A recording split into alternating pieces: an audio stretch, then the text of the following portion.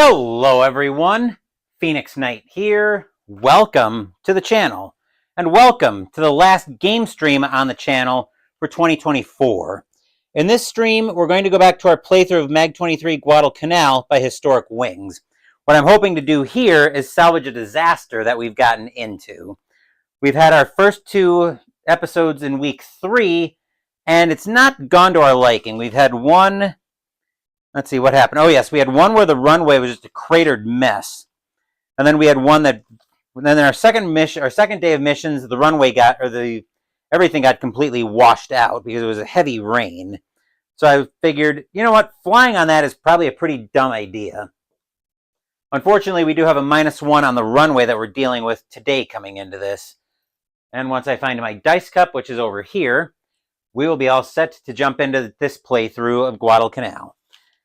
So we are on we're looking at September, this should be September 6th, 1942. I had 5th noted in my logbook, but it should be the 6th. So first thing we need to do, we're getting into our pre-flight preparations already, so we need to schedule a combat air patrol, but of course I don't fly combat air patrols, so that's going to be a no, especially as we're starting to get a little bit dicey on fuel, a little bit dicier than I would like. Actually, we should have... Okay, that's why I only lost a net 10. Okay, so we got 15 coming in at the end of the day. All right, first let's see what kind of weather we're looking at.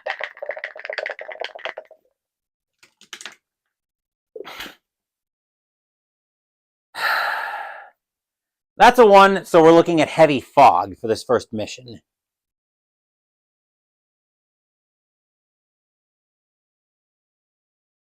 Delightful. All right, so now we're rolling for the mission type at a -4 modifier. Great. I guess the game's trying to tell us, hey dummy, don't fly today. All right, 4 minus 4 is going to be 1, so it's a land mission. Oh, for crying out loud. All right. Well, we're going to roll for our Coast Watcher and Marine Scout reports. And Jester's off to dinner. See you later. I'm thinking it'll probably be 6 Central, so 7 Eastern. I'm going to go live with Pino with Phoenix. I do want to take a dinner break after this stream's over, though. And that's right. We were looking at a land mission, so now we're setting up for Coast Watcher Marine Scout reports. Hopefully, I will see you then for Pino with Phoenix, Jester. All right. We got North Guadalcanal. South. East. West. Let's play tonight. Let me see how I feel coming out of Pino with Phoenix. Because I also want to get things set up for tomorrow's 1985 opening day for season ticket. So let me see how I feel coming out of Pino with Phoenix. I'm expecting this to be a long episode. So the way, in case you're new in, the way I'm going to roll these Coast Watcher Marine Scout reports is I've got my 5d6 in the cup already. It might be a little bit hard to see, but there they are. I'm going to read them. Closest is going to be North Guadalcanal, and I'm going to work my way back and then left to right. So let's see what kind of reports we've got coming in.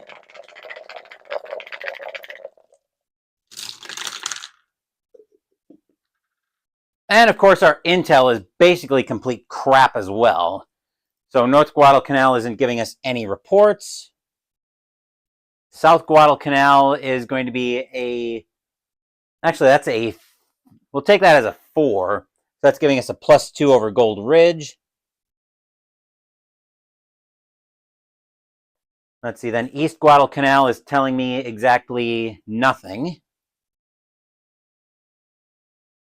West Guadalcanal is going to be the 2. That's giving me nothing. And Marine Scouts are giving me a +1 Lunga Point. Joy, joy. And then looking at our radar plot,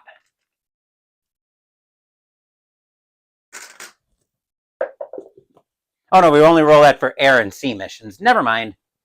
So now we have to figure out what they think is waiting for us. Which we're probably going to let them just play tiddlywinks. Because a foggy day is an easy way to get body bags back. So let's see what we've got here. That's a 5, which is undefended, 2 infantry, 2 supply.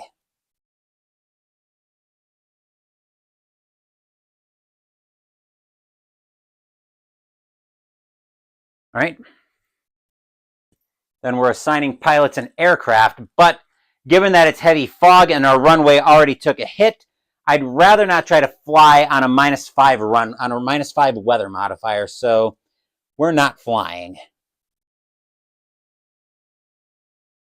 As much as I want to be aggressive, and attack, there's a line between aggression and stupidity, and rolling on a -5 weather mod to see if we can get anybody off the ground is just asking for body bags to come back. So we're not going to fly this one, which is going to send us straight into end of mission assessment. So we see if we've got a, we see if we have an additional mission. We want to, actually, we kind of want to see a 4 and up on this one.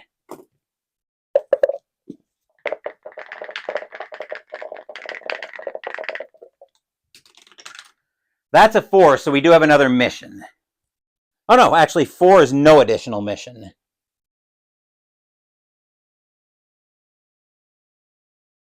Great.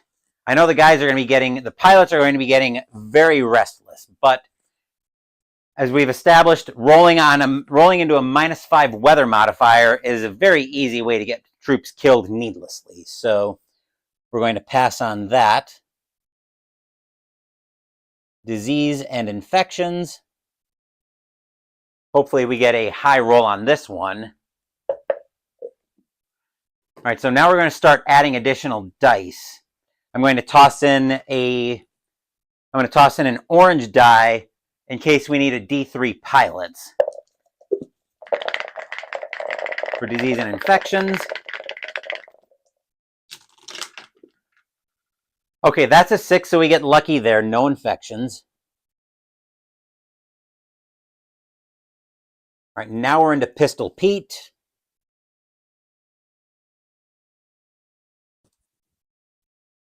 Which we only need the 1 die for that.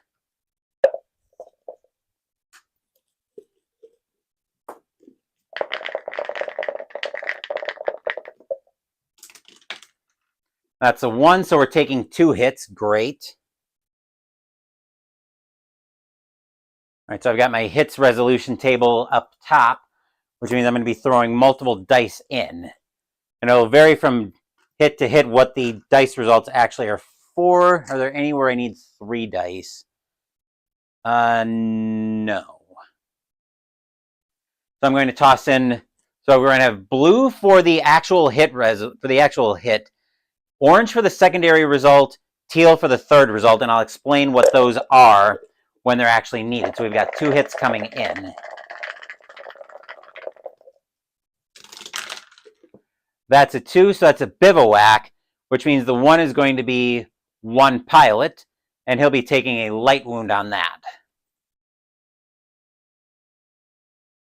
The 1 pilot light wound, we need to figure out which pilot that is now. So for that, we're going to grab some RPG dice for that. Let me refresh my memory how many squadrons I have. 1, 2, 3, 4, 5, 6. So I'll use a D6. I'm grabbing some of my RPG dice. I'll use a D6 for squadron selection and a D20 for which pilot's affected. So we know they're taking a light wound. Actually, I need another D6 for how many days they're going to be out. So I'll throw in a red and black die for that, since I know this pilot's taking a light wound.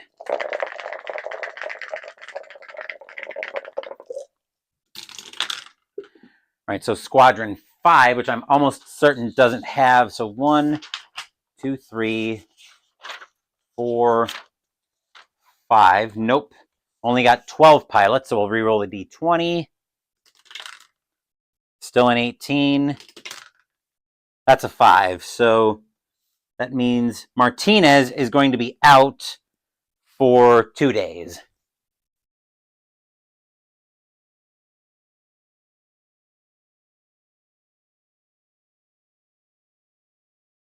All right, so Martinez, light wound. Okay. And now for our other hit.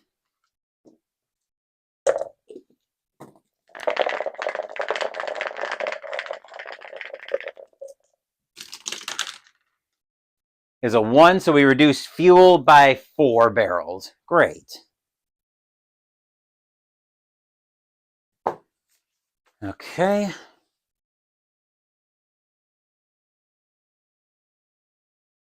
All right, so that sends us over to Washing Machine Charlie.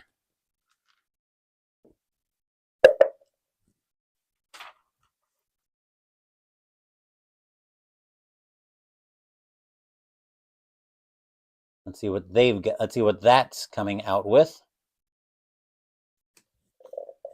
Where's my cap? Right here.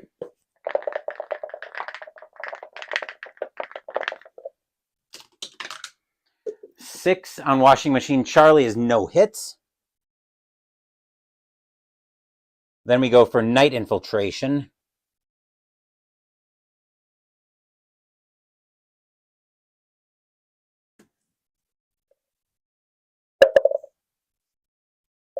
Let's see how this mission goes, and we might try for another day here, because I don't want to have just like a 15-minute stream of storytelling. Let's see, 2 on Night Infiltration is no attempt. And then we've got Louis the Louse and Naval Bombardment, which has been our bane recently. Let's hope it doesn't stay that. Let's hope it doesn't happen again. All right, so we're going to roll for that. That's a 3, which is good for 1d3 hits. So we'll roll for that. We are taking 1 hit. We're taking 1 more hit.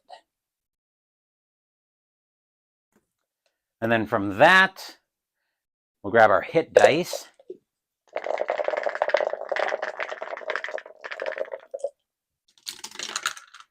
That's insignificant damage, though. That could have gone a lot worse. And now we need to see if we have a random event.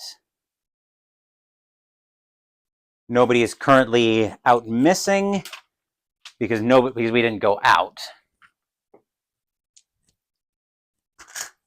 So the way I roll the random event is I've got a blue die to determine if I need an event, 1 to 2 for that, and then the orange dice are the actual event. So let's see what we get here. That's a 4, so no event. And another loss on the, I believe another loss on the day since we didn't engage. Yes, let me go ahead and update that, and then the after action report is going to update this. And then the after action report is going to be fairly short. So we're coming in, so we pick up a net 11 fuel. That brings me up to 112. All right. Let's see here. Okay, so this is 9,642.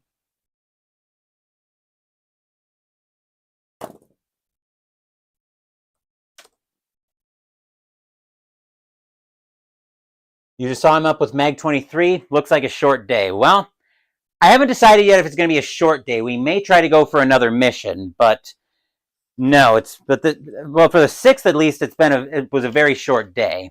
You'll probably tell me I'm wrong for this idea, but I figured that trying to fly into a -5 runway, -1 from the crater that we took on the 5th, plus -4 from heavy fog, I figured that was probably a very easy way to get body bags back. So I was like, yeah, no, let's not. As usual, I'll put the stream on Be Right Back, and we'll write up what's going to be a very short after-action report. So bear with me for a minute.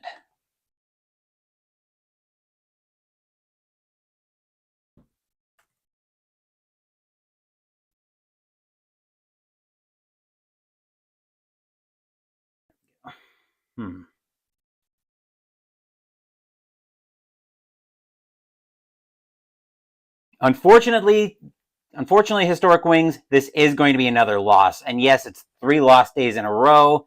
My squadron is getting very restless, but I've got a responsibility to make sure these guys get home safe and sound. I'd rather they get home safe and sound than try to be aggressive and start writing a bunch of deeply regrets telegrams.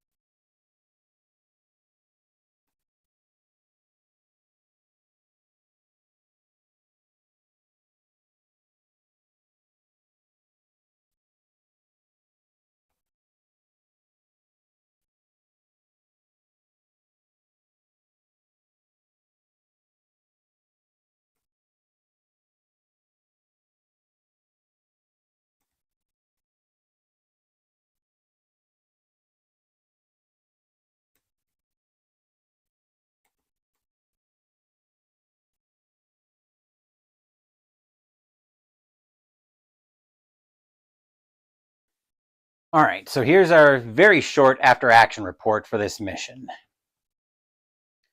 me just check on the camera, make sure nothing got jarred too much. I think we are all... There we go. I think that's probably about as good as I'm going to get that. All right, so here's our after-action report, admittedly a very short one. Once again, from CO Ruff's perspective, I walked outside to the runway to check on the hole in the runway from last night, but I could hardly see a thing due to the heavy fog. I heard Sparky calling out to me with a report of a land mission. I told him I'd beat him up as soon as I could find him, but almost to my relief, the intel wasn't as good as only South Guadalcanal told us anything. The next thing I heard was the report being ripped up. Everything else was quiet for the day, and Sparky didn't come back again. Pistol Pete managed to knock out some fuel and took Martinez out for a couple days. Otherwise, even the Imperial Japanese Navy was quiet, only hitting a few palm trees. It was a quiet day, but the squadron is getting very restless. I know they want to fight, and I do too. I also want to get my troops home safe, though, and I have to balance that. We're doing about as much good stuck on the ground due to the fog as we would be going up in terrible weather.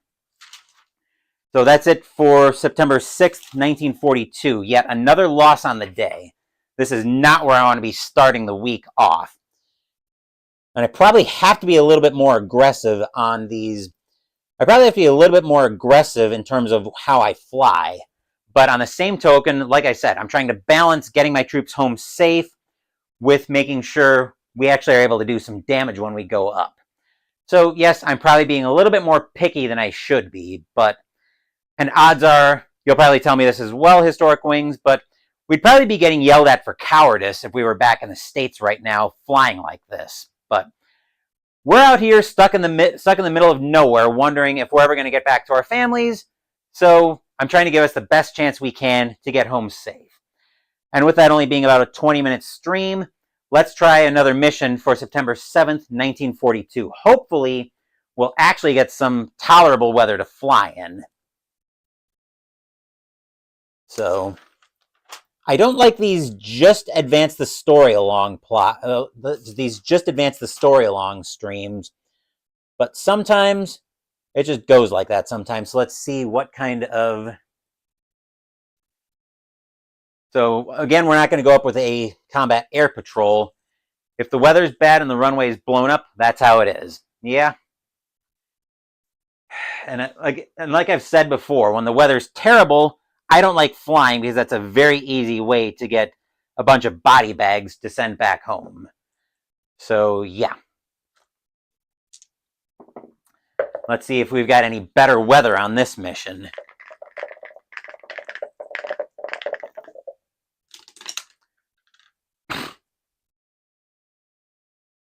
The CB commander is nowhere to be found. Aide-de-camp reports that he can't be found, and you can kind of see that die in the tower, right? I just want to make sure it's coming invisible. That is another one. We're looking at heavy fog yet again. Another -4 weather mod.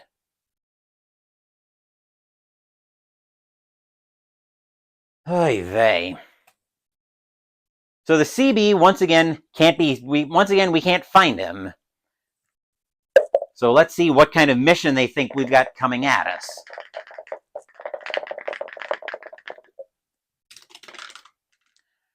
One is another land mission. Delightful.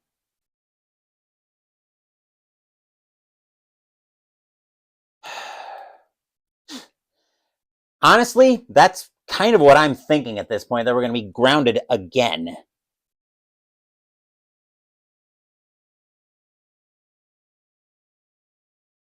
Ridiculous that I keep rolling all of these ones.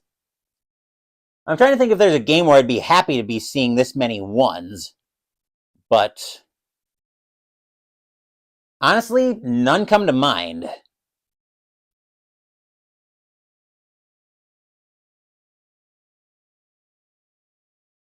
Ugh, good grief. Oh, the runway's been long since repaired at this point, so yeah, the runway's definitely repaired. Oh, gotta grab my normal reporting dice on how I check for my Coast Watcher and Marine Scout reports.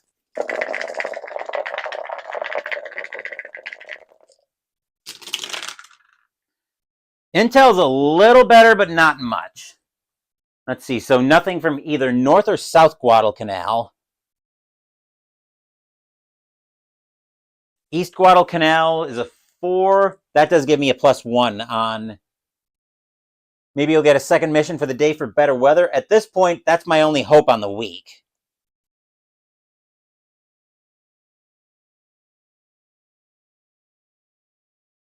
Iola and Alligator Creek. 6 is a +2 on Tangarari. And Marine Scouts are giving me no report. Okay. And I forgot to loop that back up. We're looking at, we skip over the radar plot because we're rolling on a land mission, so we don't get that. So now we have to see what kind of a land mission we've got coming at us. Or what they think is waiting for us.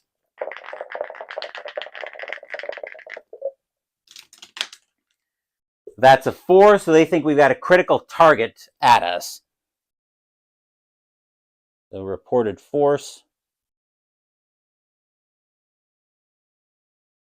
Critical target, which is 4 infantry and 2 anti-air.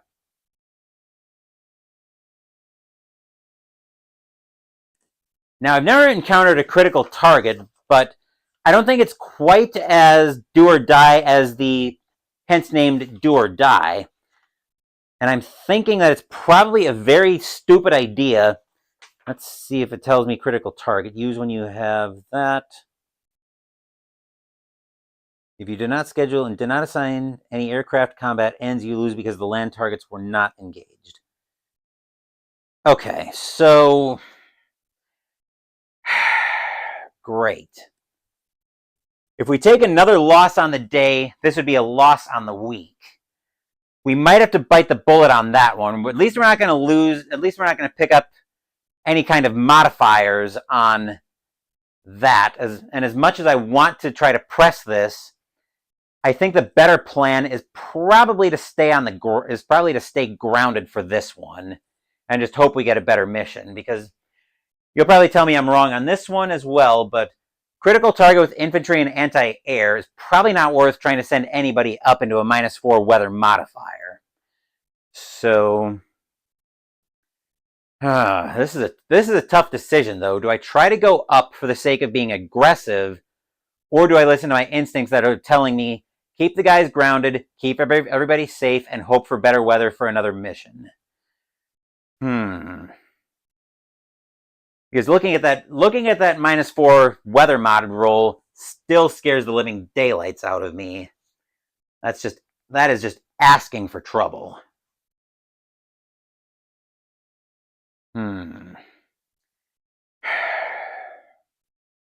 I guess, what do you guys think in chat? I know my instincts are telling me sit this one out and hope for a better mission on the day.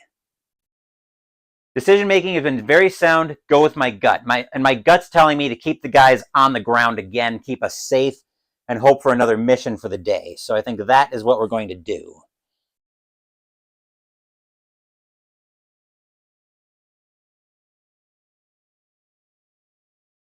We're going to see if we've got another mission coming at us. This is where I'm hoping. Actually, this would be one of those times where I'd be happy to see one of those ones that we've been rolling on weather.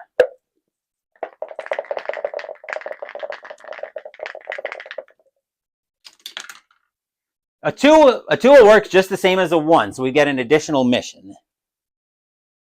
So now we're looping back again. Cap is once again going to be no. Let's see what our weather is.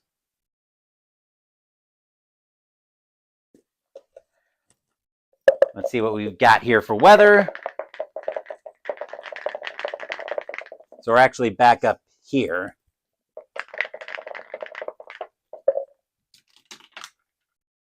A 4 is actually passable weather, mud and dust. Hey, we might actually be able to fly in this one.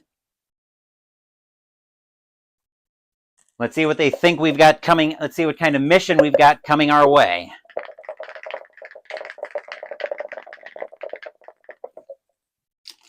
So we're on mission type 2, I believe is going to be, yep, 2 is a sea mission.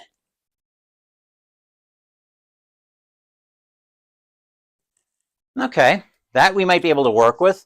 Let's go for Coast Watcher and Marine Scout reports.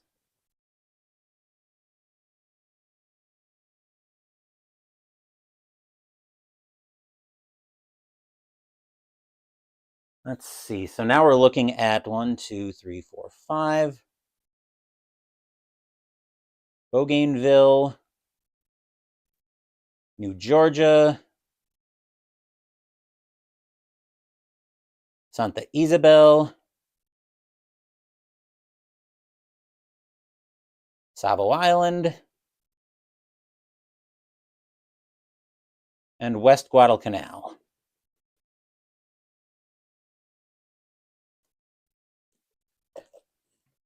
We are probably actually going to fly. I think we're actually going to fly something in this stream. It was going to shape out to be a very boring stream.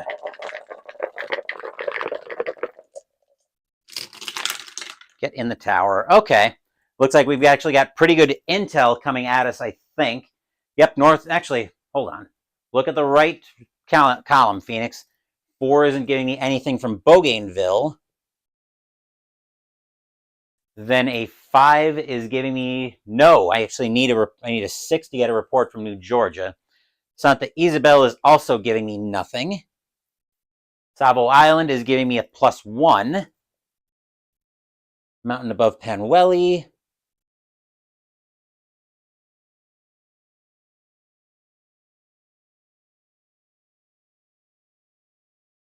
And West Guadalcanal is a 6. That's giving me another +1 Tangarari. Now we have to roll for our radar plot.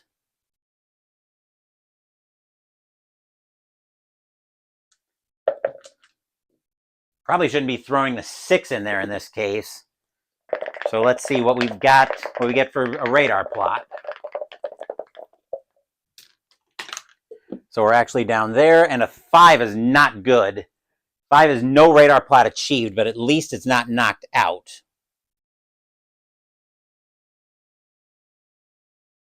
All right, so at least that's usable. Now let's see what our reported force is coming at us.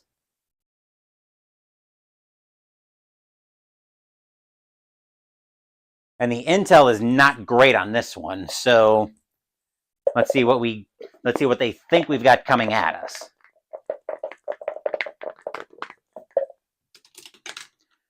That's a 6. They think we've got 2 infantry and a truck waiting for us.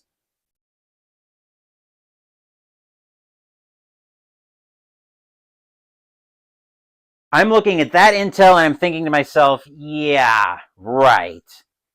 And I'm thinking to myself, yeah. And the Pope and the Dalai Lama are having a very hot love affair right now. So the question is, how much do I load up on this mission? Because I'm only looking at a plus. Oh wait, this is a hold it. This is a C mission. We rolled a 6 on that. So okay, let's back up. 3 transports, not. So 3 transports. Okay, we're still in the assigned pilots and aircraft. I'm just being dumb because I've looked at the wrong column. Which still begs the question of how much do I trust the intel?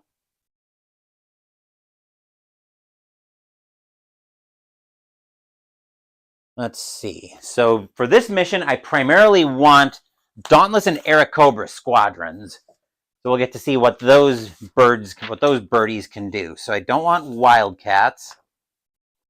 Let's see here. Let's see. So for SBD, for Dauntless pilots, we're going to send up. I'm going to send up CO Tango. We'll give him. So now Sanders is a pilot I should be looking to protect. We'll give him Sanders on wing. We'll let them go together, and that's going to be. Let me make sure I've got enough planes for this. So,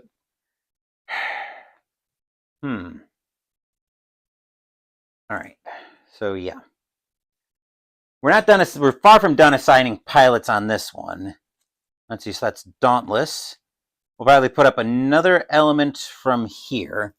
So let's go Lieutenant Weber with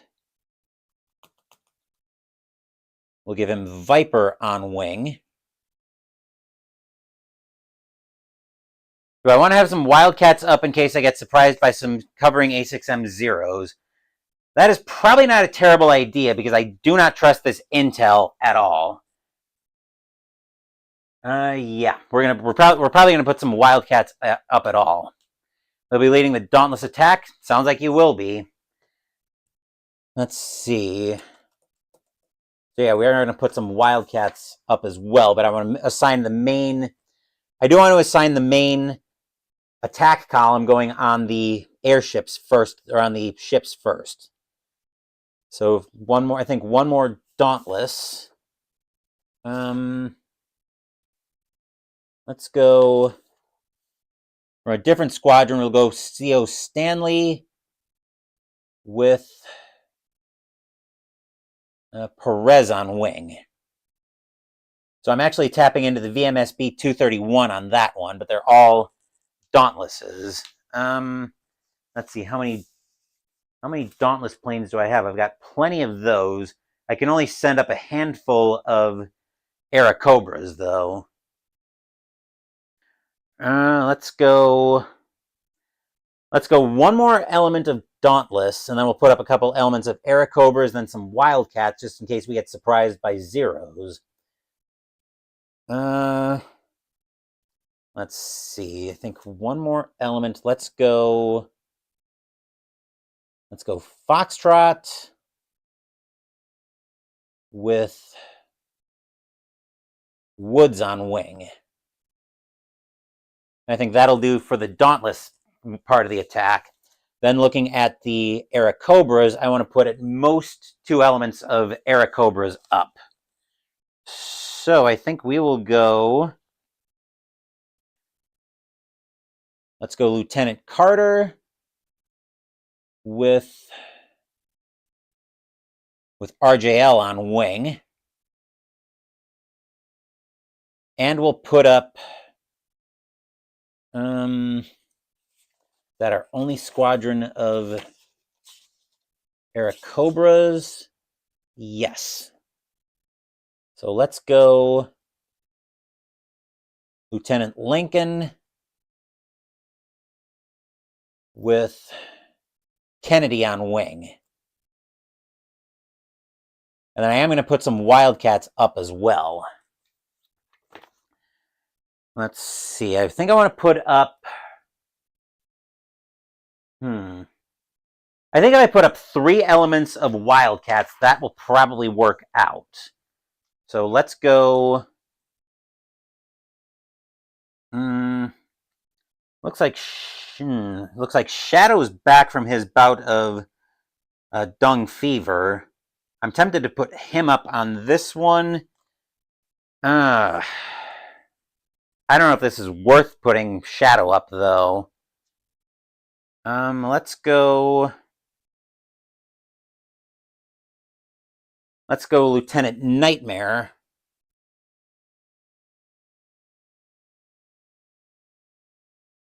with Inferno with Inferno's flight leader. Let's go Hunter on wing. We'll put up 2 more elements of Wildcats for this one, just because I don't trust the intel on what they think we've got coming at us. So from the VMF 224, we're going to put Barber up with Cook on wing. And then for our last element, we're going to put Lieutenant Netrunner with Knox on wing. All right, so I'll go ahead and mark off the pilots that I'm putting up. We've got Nightmare. This is September 7th. So Nightmare C and Hunter on C. Let's see. Then we've got Tango and Sanders. Let's see. Then we've also got Dauntless. We went... Probably should be marking which squadrons these ones are from. Let me do that here real quick. So this is VMSB 232. Then Weber and Viper are part of, that's another Dauntless group. They are coming from, not there. Which squadron are those guys in? Oh, they're also from the same group. So Weber and Viper. Weber and Viper. Stanley and Perez are part of VMSB 231. Stanley and Perez. Foxtrot and Woods are part of the... wait a minute. Oh, here we go. They're also part of VMSB 232. So that was Foxtrot. Here, no, wait. Something's not right. Oh yeah, he is a flight leader. That's why I couldn't find him. Is this? Oh, this is the 7th. So everybody I'm marking for C should be a day later. Okay, and then for the Airacobras, we've got that 67th FS. I think that's for both of these. Yes. All right, Carter and RJL and Lincoln and Kennedy. Then we've marked off Nightmare and Hunter from VMF 223. And then there's another group of Wildcats here. I think this is them. Yes. So VMF 224. All right, so Barber and Cook. Right. Here we go. Barber and Cook. Taking me a while to read my own handwriting. That's not helping either. And then Netrunner and Knox. And that'll be a total of 2, 4, 6, 8, 10, 12, 14, 16, 18 fuel. Probably a little bit more than I should use on a mission like this, but we're going to go with it. And now we're going to be getting ready for takeoffs, but I need to prepare the notebook for the aforementioned takeoffs.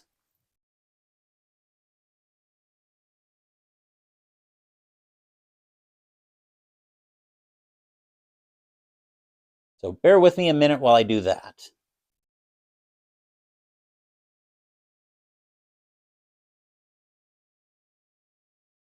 Actually, there's a couple things I need to do here. Perez, Foxtrot, Woods, Carter, RJL, Lincoln, Kennedy, Nightmare,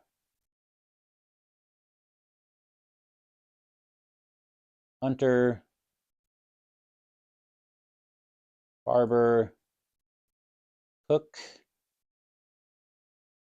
Netrunner, and Knox. All right, so let's grab the C map out here. Let me see if I can put this down in a way that I can... Let's see, we've got the map there, and I'm probably going to have to move the tower. We can probably put the tower up here once we get into the C mission proper.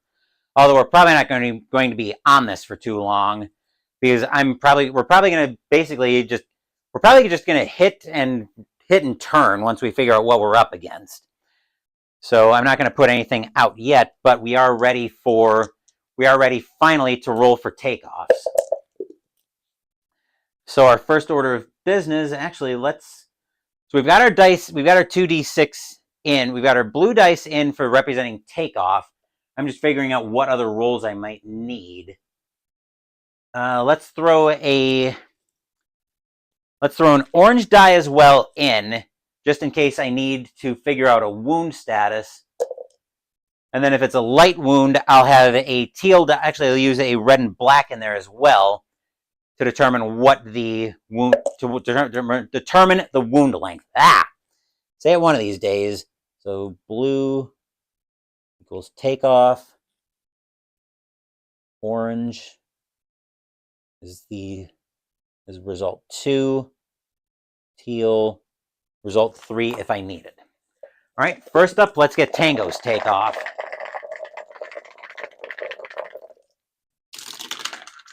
All right, that is a 6, so Tango is actually going to skid off. He'll join us in task box 2. Could have been worse. Sanders, I was half expecting that to go completely haywire. So let's see what Sanders gets. That's an 8. Sanders is off the ground. So we'll get an element of Dauntless for that. And we'll get I should say probably a Dauntless.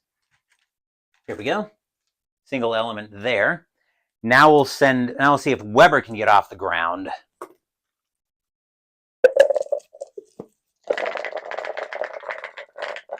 Tango's going to be a little bit late to the party, I'm thinking, on this one. That's a 5, so Weber is going to... Actually, I take that back. The 6 for Tango is actually going to be a good... 6 was actually a good takeoff in week 3, so never mind. Tango's off the ground, as is Sanders. Weber, however, on a 5, is going to skid. He'll join us in task box 2. So actually, we should have that up with both a CO and an XO in the same element. Which is probably well, actually, CO and XO. I don't think Sanders was an XO as well. Oh yeah, Sanders isn't an XO. Never mind. Herpaderp. All right, Viper up next.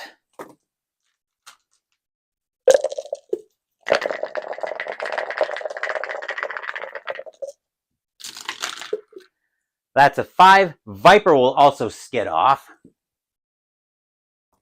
Stanley.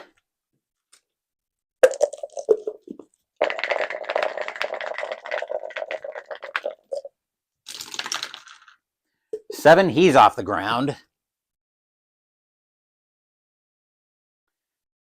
All right, so, right, I've not been noting the numbers there, but Stanley is off the ground. He was in a Dauntless as well.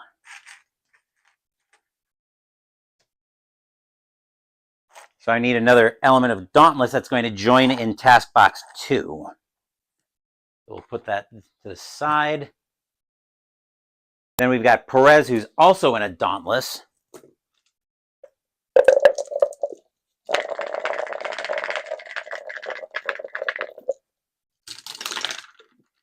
That's a 6. He's off the ground.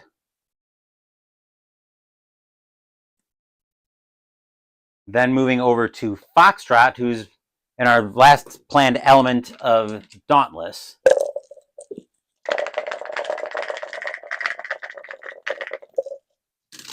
Oop, get back in there. Not that we're going to need it. That's going to be a good takeoff. So Foxtrot's off the ground as well. And that's a flight leader, so we'll mark that off. There we are. Let's see, so good takeoff for those two. Stanley is a CO, so we've got a couple of COs up here. And then Woods.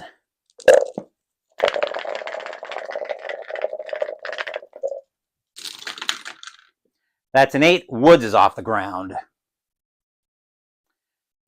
Okay, so we've got a few good elements. We've got a few We'll note the new elements, as we'll form them up in a second. But first, we need to finish up with takeoffs. Now we're looking at the Airacobras. Carter is going to try to get off the ground first.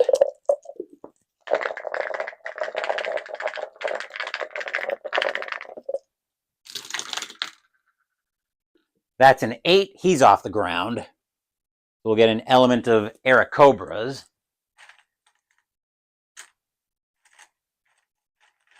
Once I can find... There we go. And Carter is a lieutenant, so now let's see if RJL joins him off the ground.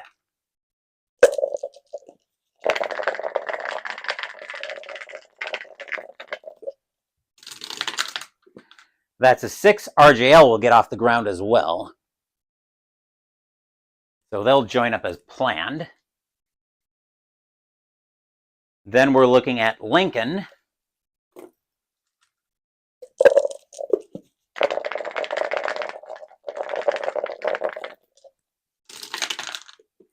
That's a 9. Lincoln's off the ground.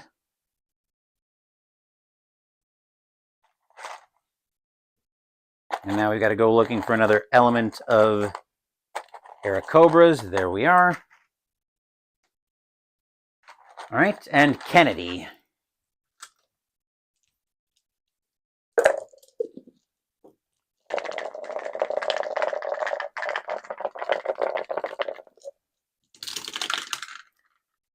That's an 11. Kennedy is most definitely off the ground.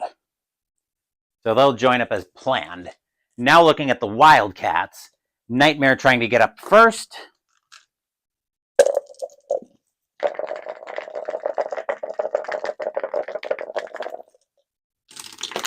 Get in the tower. That's a 7. Nightmare's off the ground, so now we need an element of Wildcats.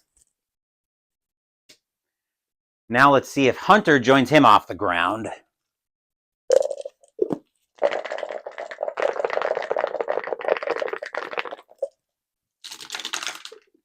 That's a 3. That's a problem. So 3 is going to be crash, aircraft damaged.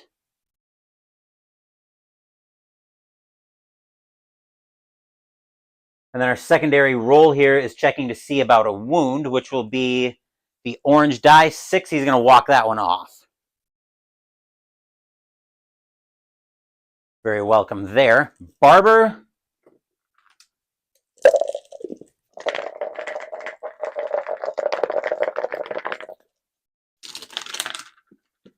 Barber's off the ground. So they'll probably form up together. And we need an XO there because Barber is an XO. Then we've got Cook.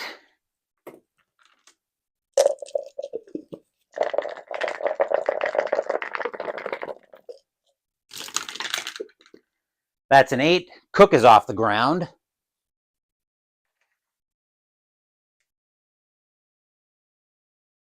All right, Netrunner.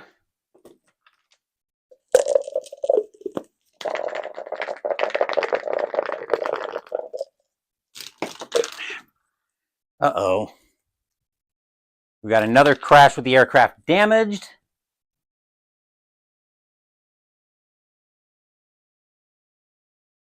And the orange is a 3, which is a light wound out for 3 days. All right, let me go ahead and update that before I forget. So, 1, 2, 3. And finally, we've got Knox.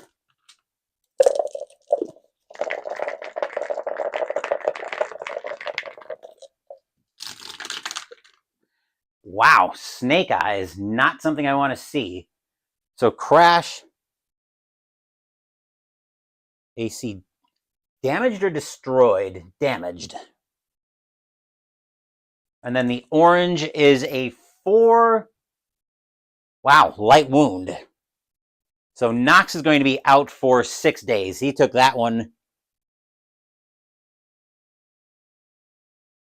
So he took that one on the chin, as it were. 4, 5, 6. Okay, so now we need to form up new elements. Looking at the Dauntless first. Let's see. So Tango and Sanders will form up as planned.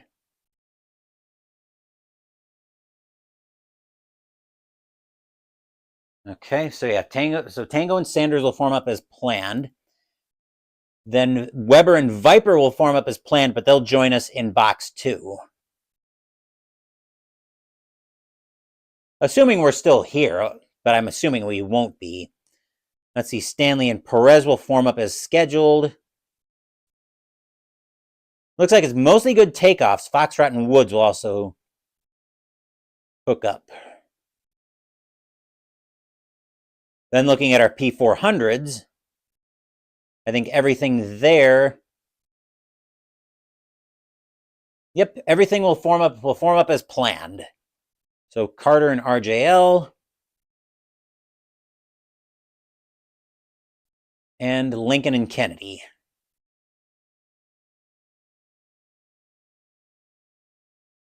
As for the Wildcats, this is where things get a little bit hectic. So Crash, looks like we only have Barber and Cook to cover in case we get any.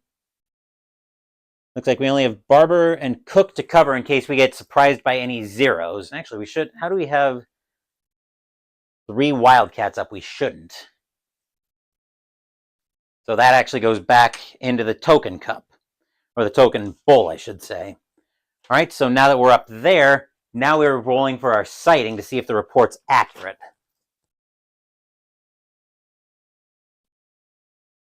We only have a +2 on. We only have a +2 on our intel roll from this. So I'm betting the intel is not going to be accurate. It's a 2d6 roll if I remember correctly, and I do.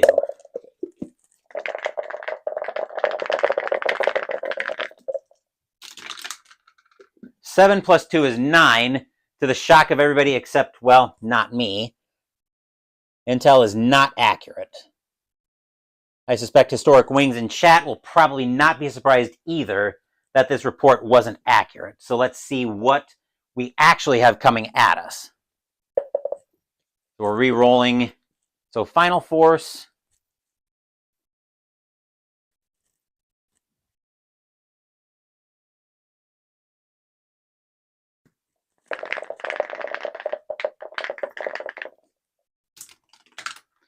Final Force is a 1. Uh-oh. We've got a Cruiser Task Force. So it doesn't look like we needed the. So we definitely didn't need the we didn't need the Wildcats. So 1 CG, 2 destroyers. So let's get those ready. Let's see, no transports on this one. 2 destroyers. Probably just use a CA. Yeah, that's a pretty meaty task force we've got coming at us.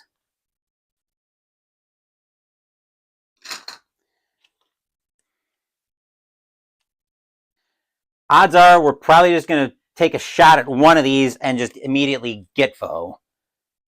The Wildcats can strafe. They do a lot of damage that way. Yeah, I don't doubt that, but like I said, the plan here is probably just going to be to hit the first thing we can and then immediately get the hell out. Well, most of them are immediately going to Gitfo, because I don't feel like hanging around longer than necessary when we are very likely to get hacked out of the sky. That is just asking for trouble.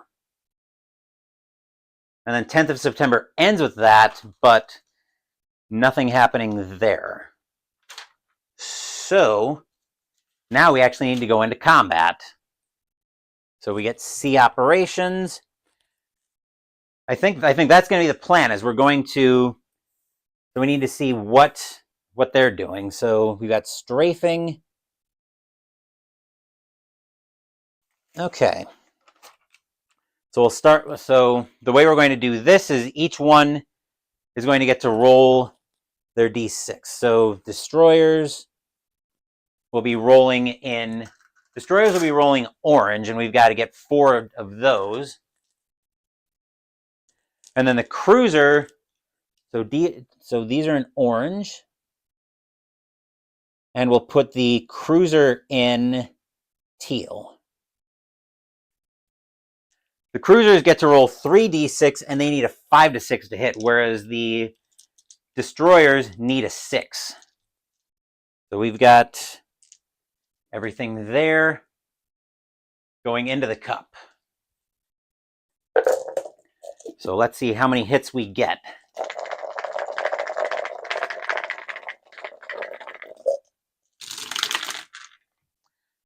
Looks like the destroyers only scored 1 hit. So 3, 4, 4, 6. And the cruisers rolled a 3, 3, 4 for no hits.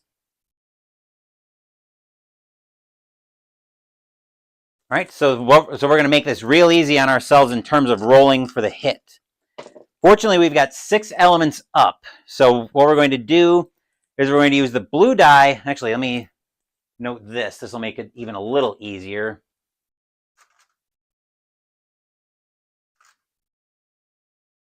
Three, 4, 5, and 6. The blue die will be for the element that's going to get hit. The teal will be a 1 to 3 for the main pilot, 4 to 6 for the wingman, and then the red die will be the actual defend roll. So just to note that. Blue is element. What did I put in there? Teal for pilot or wingman. Red is the actual defend roll.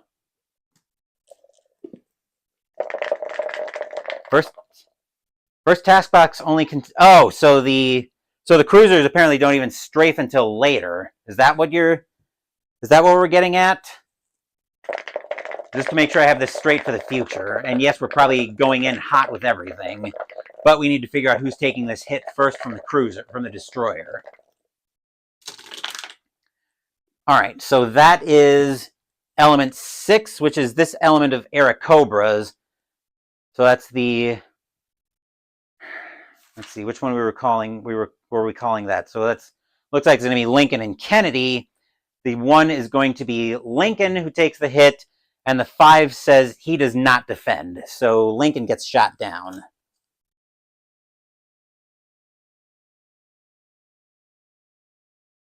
So Lincoln shot down, only facing the destroyers in the first task box. So the cruisers didn't inflict any hits anyway.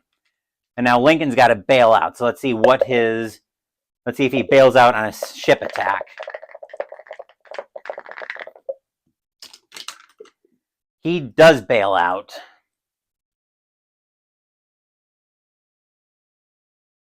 Okay.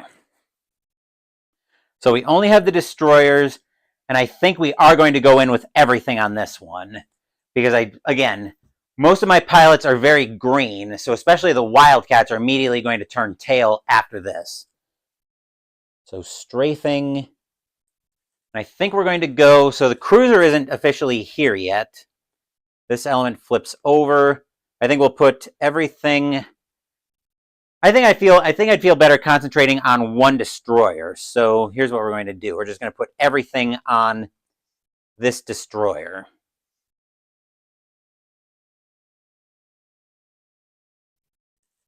All right, so strafing, we're going to set up our colors as usual. We use blue for the Wildcats. We use blue for the Wildcats, teal for the Aarakocras, and orange for the Dauntless. Just to make sure I've got everything straight. So if I'm using blue for the Wildcats, we need 3d6 for those. So we need 3 blue d6.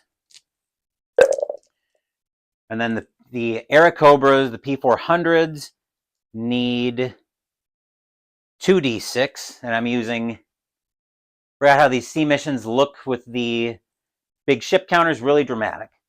All right, so 2d6 with the Aarakocras. And then the Dauntless, actually, hold on. The Dauntless are going to have a lot of dice at this. So we get 3, hopefully I have enough orange dice for this. So 3d6 for the first element, plus another 1 for this one, plus another 2 for this element. Oop. And we are strafing on all of these, which the Wildcats score a hit on a 4. Dauntless score a hit on a... Okay, so I think strafing is first and then bombing. Just double check that. See combat operations. We've already got that set up. That's still not completely telling me. Wait a minute, bombing and strafing. So bombing is third. So actually, it's bombing first. Ship silhouettes are actually Japanese vessels from the Second World War. I don't doubt that. I never did get into the. I never did get into all of that though. So we've actually got bombing first, which bombing is only relevant. Actually, it's relevant for everything but the Wildcats. So I don't need the Wildcats dice yet. But I'll use the same color setup. So need the P400 and the Dauntless. All right, to the, let's see. So the Dauntless score hits on, actually they both score hits on 3s.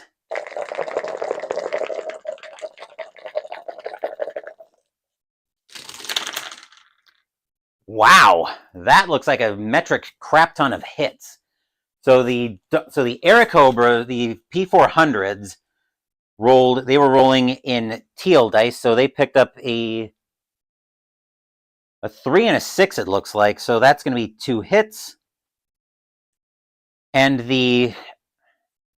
what did I do this? I did the Dauntless on bombing. Rolled 1, 3, 3, 4, 5, 6. That's going to be a lot of hits. 4, 5, 6. The P400s, let me just make sure I've got that straight. Yep, they scored 2 hits. And the Airacobra and the Dauntless picked up 5 hits. So as long as I'm doing this right, I'm pretty sure the destroyer that we went after should be destroyer. Yeah, that destroyer is definitely sunk. Let me find my hit markers just to make sure I'm counting this, just to mark it up. And of course, I drop one of the hit markers. 2, 3, 4, 5, 6, and 7. So somebody must have dug really deep on these. So we'll roll for the P400 first. And then we'll deal with the Dauntless. Okay, well, that kind of went pretty well. Okay, so the way I'm going to roll this is blue for the element. We'll do the P400s first, so that'll be a D. Yeah, we send everybody at the same destroyer. There's nothing left of it. And actually, technically, the Wildcats wouldn't be strafing yet. So yeah, we obliterated that one. So we'll roll blue for the element. Then we'll roll orange for which pilot gets the hit. All right, so we're rolling for the P400 first. 1, 2, 3, 4, 5 for the Dauntless, but we're dealing with the P400 first. Let's see, so that's this element, which is the only lone pilot. So that's Kennedy picking up a hit. And the second hit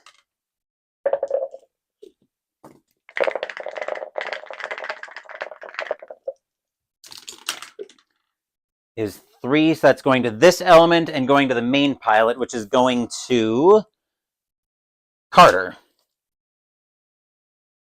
Now we're going to be busy with the Dauntless hits.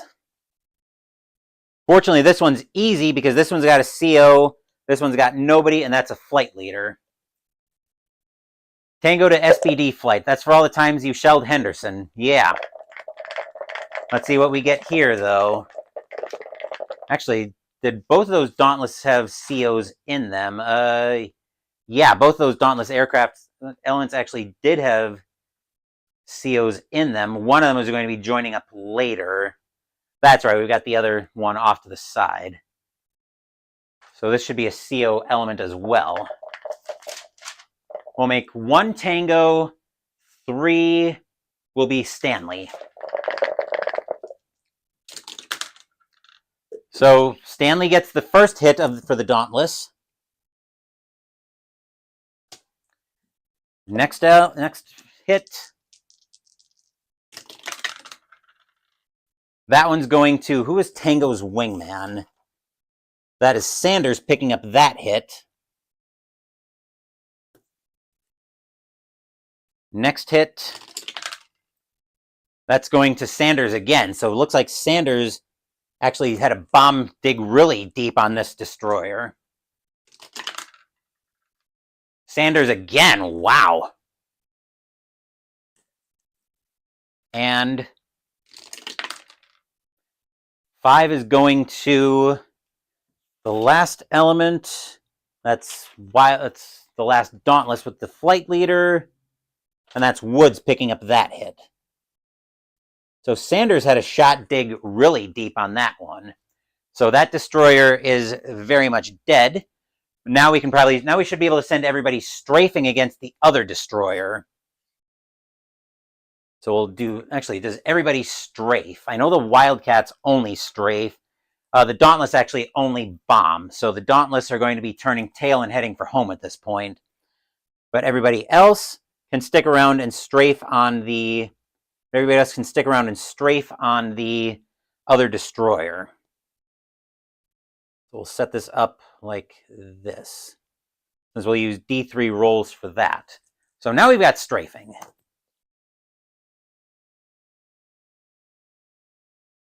Now we need the Wildcat rolls, and we need the Airacobras. And we'll roll that the same way. This time we need the blue dice for the Wildcats. Actually, we've got 1 element of Wildcats, which actually has an XO in it, so we need 2 or 3 D6 for that. With an XO, that's 2 D6. So we're going to roll that in blue. And then the Airacobras are going to stick in teal, and they get 2 D6 as well. The Dauntless can either bomb or strafe. So since I had them bomb, we only need the Wildcats in this case. So let's see what the Wildcats can do. They hit on a 4 when they're strafing. So now we're aiming at the other destroyer.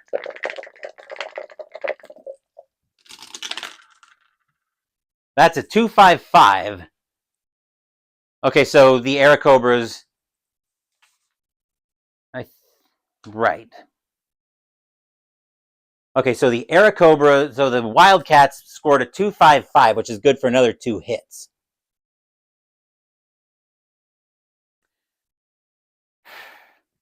That's 2 hits, and actually we've only got the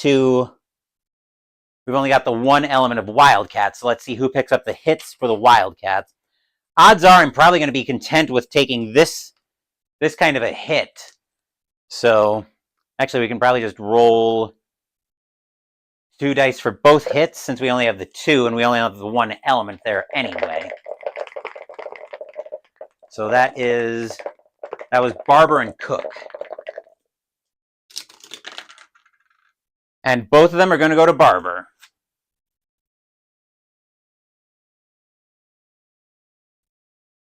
Only the Wildcats should be strafing, which they are. Strafing, only the Wildcats should be strafing now, which they are. Then we have the option of strafing again in the next task box if we want to worry about this 1 destroyer's anti-air. And given that we're going to have a lot of these planes breaking off and heading for home, must break off after performing bombing or strafing. So we've got the Wildcats and the Dauntless that have to turn for home. Given that given that the Airacobras could stick around, we also got that cruiser showing up though, and my instincts are telling me to turn tail from that and head for home. So I think I think I'm going to listen to that little birdie on my shoulder and say, no, head home. Because you're probably going to be better off having them. I'm probably going to be better off getting out of there before the cruisers come back. And given that we're picking up another element of Dauntless, I think that's going to be the play here. We're going to be content with sinking a destroyer, which is a pretty big prize today. So sunk a destroyer, 7 hits, plus another. So that should be another 15 victory points for the destroyer. So yeah, I think we will just turn around and head for home. Landings. Let's see who got. Looks like everybody but Hunter, Netrunner, and Nox got in the air. So we'll just go ahead and set up for the landing. So we have Tango,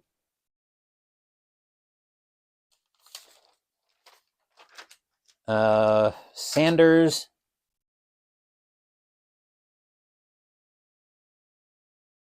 Weber, Viper,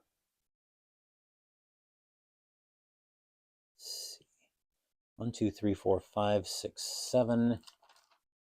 Viper, Stanley, Perez, Foxtrot,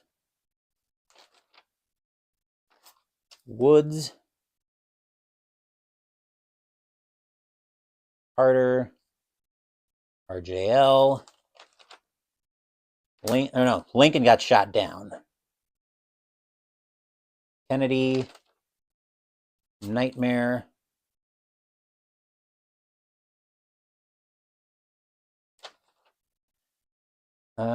Barber, and Cook.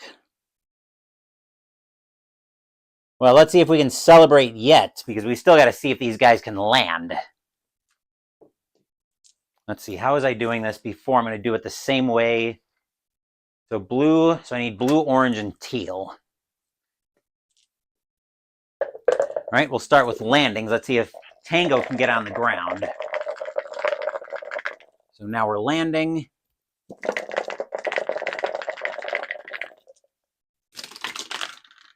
All right, that's a 7. Tango's on the ground.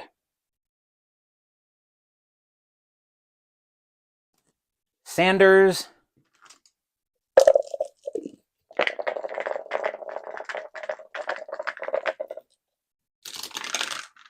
Is also on the ground. Weber.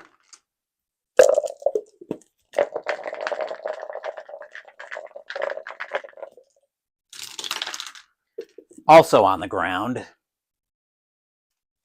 Viper.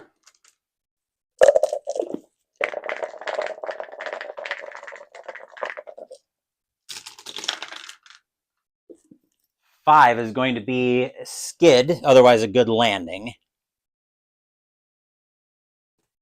Stanley.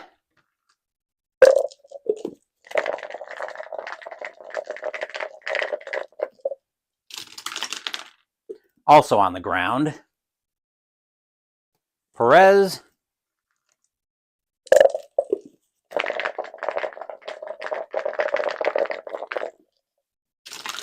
Oh, we also had Semper Fi, but I'm not going to worry about that now. That's to, I believe that's to any dogfight. Yes, in any one future dogfight. So I didn't remember it here, but I do have Semper Fi in my back pocket as well. Perez, anyway, is on the ground. Foxtrot. Actually, this wasn't a dogfight anyway, so I wouldn't have been able to use it. Foxtrot's on the ground. Woods.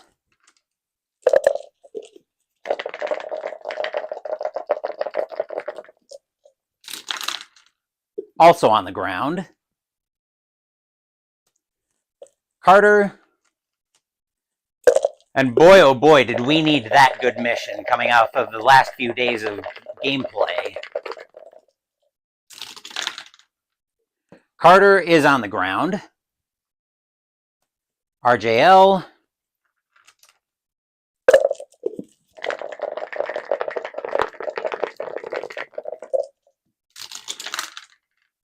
RJL skids, but he'll land. Kennedy.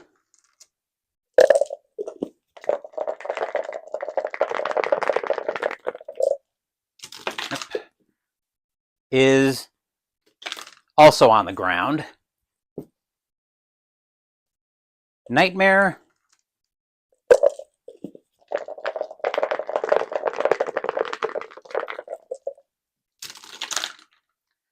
He's going to have a bit of a small problem. He's going to crash. Aircraft damaged.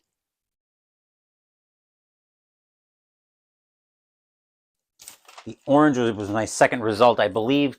2 is crash. So crash aircraft damaged. Wait. That's okay. That is a 4. So that'll be a light wound. Nightmare will be out for 6 days. Did I put? Yep, 6 days.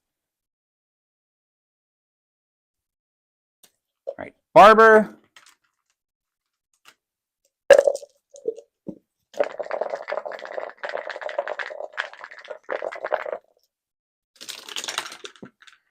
On the ground.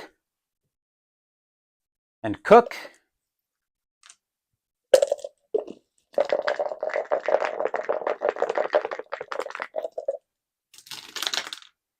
Cook is going to have some problems. Cook will crash. Aircraft damaged. Orange is a 4, which is no injury. Delightful. So everybody gets on the ground. Minor issues. Additional mission. I'm actually going to make an executive decision here and say I'm not even going to roll for any additional mission. Time is getting to be a little bit on the tight side, so we're actually going to kind of speed this along a little bit because I want to have dinner before I go live with Pino with Phoenix a little bit later. So that's going to be an executive decision. No, and I'm not rolling for it. So let's move right into end of day stuff. So we are at end of mission. Let's see if we have any new diseases and infections.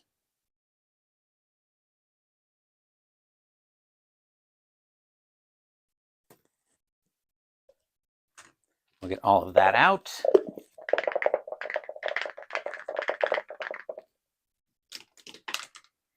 One, we've got dysentery. Dysentery is going to affect D3 pilots. Let's see how many it's going to affect. 3 pilots. Delightful. And we're going to roll our selection as usual to figure out who it's affecting. Red for squad selection, or D20 for pilot, and D3 plus 2. We'll throw in a blue die for how long they're out, for how long the pilot's out for. We've got 1, 2, 3.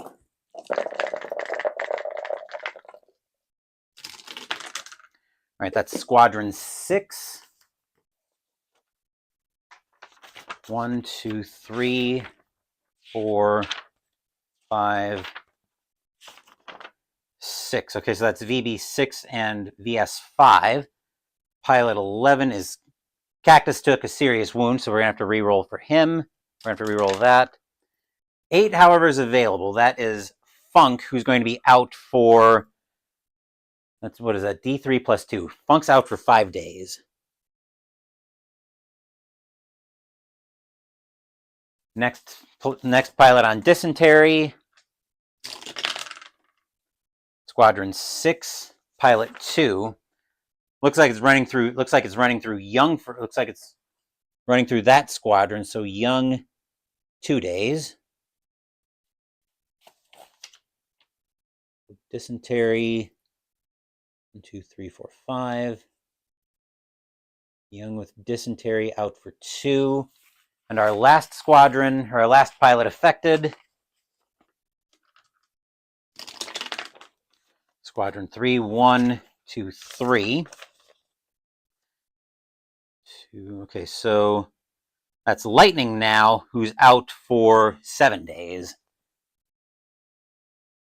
Let's see. Dysentery, 1, 2, 3, 4, 5, 6, 7. All right, now Pistol Pete artillery. I'd love for this all to stay quiet. Let's see, lightning out, 7 days.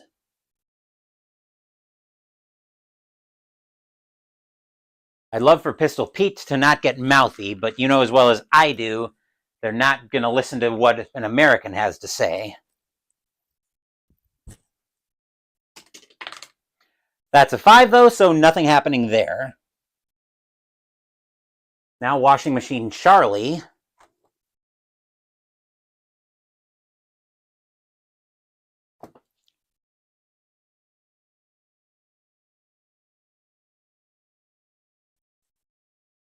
Let's see what he gives us.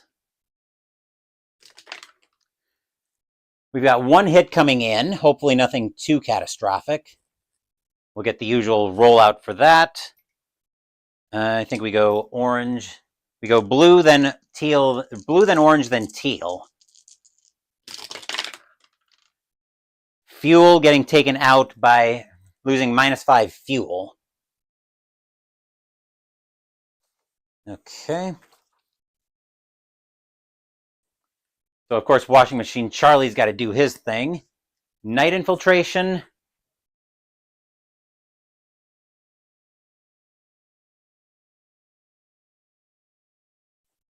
Let's see if they give us anything.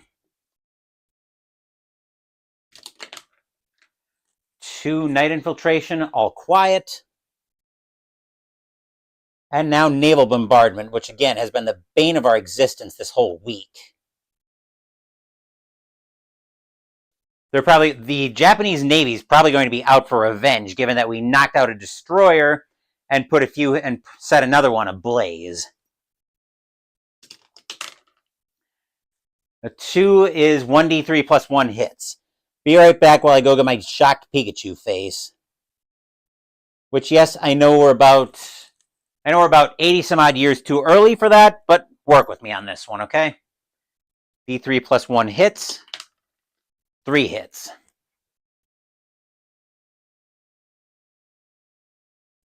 All right, let's see what we've got coming at us.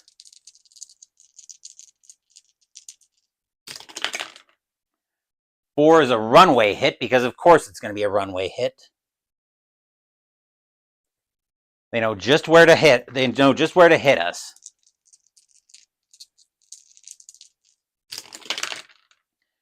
Another runway hit. Great. And insignificant damage. Okay, that could have been a lot worse. All right. So random events.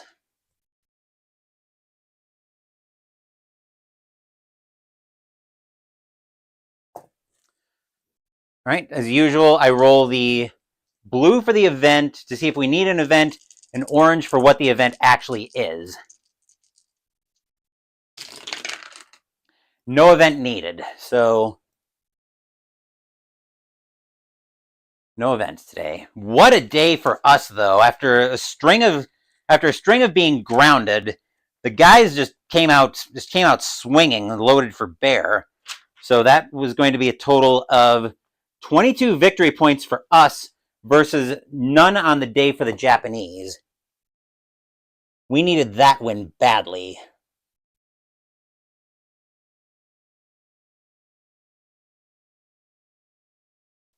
And as usual, I will put the stream and be right back so I can write up the after action report. This one should be a little bit more lively than our last after action report was. But I will be around to interact with chat as usual.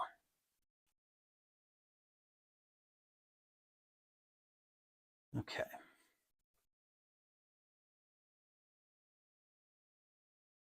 Let's go.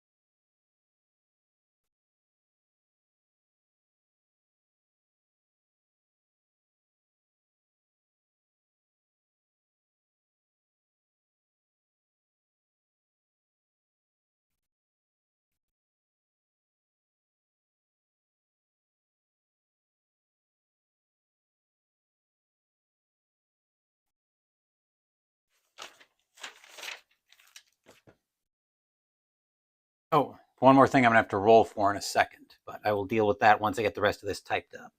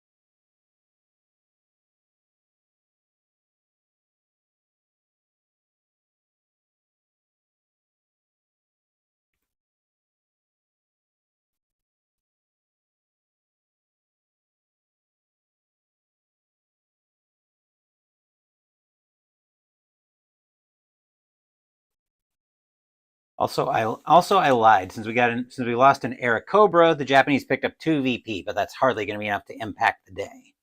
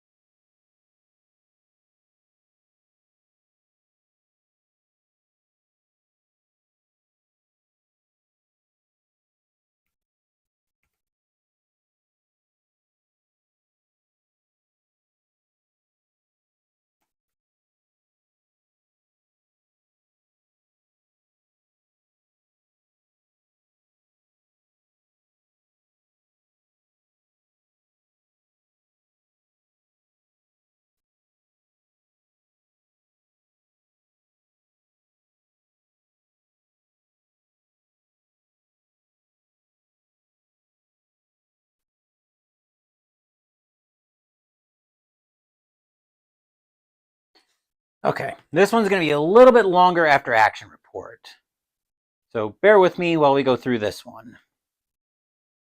So this is for, once I find once I widen this out just a little bit.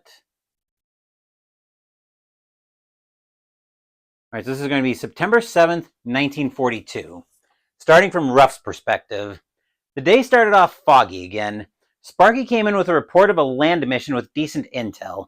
It was a critical target, but given the heavy fog yet again, Sparky tore the report up. I knew the squadron was restless, but I wanted to keep them safe. Sparky came back later with another report, this time of a sea mission. It was very dusty out, but this time we could at least fly in it. The intel was very suspect at best, but we had to go up, if for no other reason than to let the squadron relieve some pent-up energy. Plus, I knew everyone was bloodthirsty, and I wanted to see some damage done. As this was a sea mission, though, I let Tango take the lead on this one. Switching over to Tango's perspective. I was selected to lead the dauntless attack against the Imperial Japanese Navy. I went up with Sanders on my wing, Weber went up with Viper on his, Stanley took Perez up, and Foxtrot went up with Woods on his. As for the Airacobras, Carter took RJL on his wing, and Lincoln went up with Kennedy on his. Ruff didn't trust the intel, though, and sent some Wildcats up with us, too. Nightmare went up with Hunter on his wing, Barber took Cook, and Netrunner went up with Knox. Takeoffs were mostly uneventful, and elements formed up as planned aside from most of the Wildcats crashing, though there was no damage. Weber and Viper both skidded off, though, and they'd join up with us later.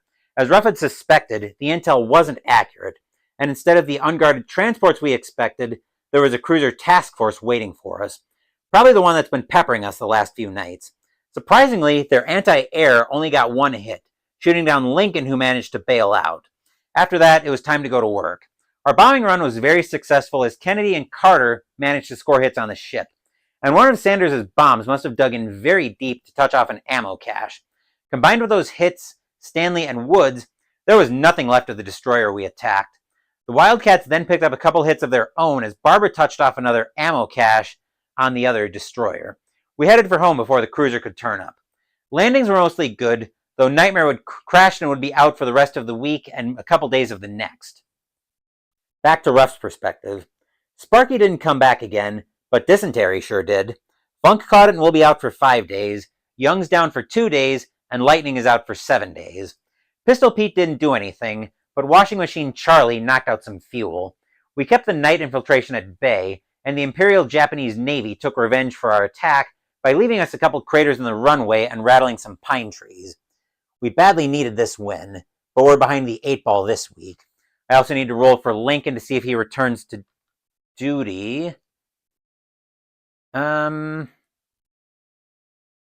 pilot rescue at sea. Never mind, Lincoln's killed in action. So one of those hits, so I'll change this up a little bit. Rattling some pine trees along with sending us a casket. Actually, how do we work that? I think the way we're going to do that is badly needed this win. I'll work it into tomorrow's after action. I'll work it into the next after action report. Let me just make a note here. Probably not that hard to work that in to the next after action report. But that will do it for this playthrough of MAG-23 Guadalcanal. A pair of missions, one very quiet, one where we needed a big win. So yeah, now I'm gonna go take a small dinner break. And then after dinner tonight, I'm going to be going live with Pino with Phoenix for December 2024. If you're planning on stopping by for that, bring some snacks, bring a drink. It's going to be a long one. And then tomorrow morning, we'll be starting off bright and early with opening day for my 1985 playthrough replay of Season Ticket Baseball. We'll be at Tiger Stadium as the Minnesota Twins will be visiting the Detroit Tigers. Burt Blyleven is going for the Indians, I should say. It'll be the Cleveland Indians and the Detroit Tigers. Burt Blyleven going for the Indians, and Jack Morris going for the Tigers. Thank you for watching the video. Please give the video a thumbs up and subscribe to the channel. Be sure to turn on notifications so you get my content. Be well, stay safe, take care of yourselves and your loved ones, and I'll be back with more videos in the future. Until then, take care everyone. Happy New Year to you all in case you don't stop by for Pino with Phoenix, and we'll see you guys tomorrow for Season Ticket. Once again, take care.